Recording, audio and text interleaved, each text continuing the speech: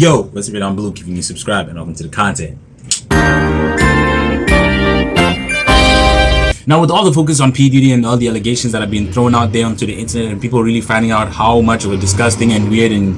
very, very weird person he might be, I feel like a lot of you guys are really missing the point of, this whole thing coming to light, which is there's been a whole lot of shit for years that this guy has done that just seems to always be under the radar, or people ignoring it, or maybe not fully confirmed, or people coming out like witnesses and victims talking about it, but they seem to be way more allegations than we know about, or we're just not giving much attention to the real allegations than what we are seeing on the internet about Meek Mill, about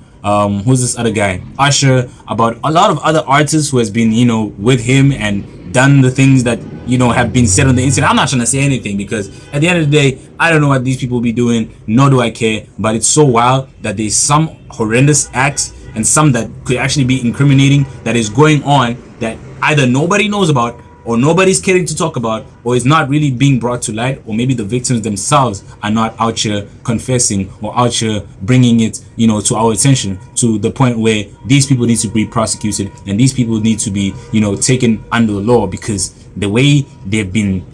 said to have done certain acts which obviously seem to harm certain people or made people feel uncomfortable, it's so weird how it's not really being spoken about in that way. But a lot of other garbage about his sexuality and him banging other guys and it being other celebrities, it's so wild how that is much more broadcasted, if I could say that, or much more exposed, or has much more attention and exposure towards it than the fact that this guy might actually have a lot more going on, like assault, sexual assault,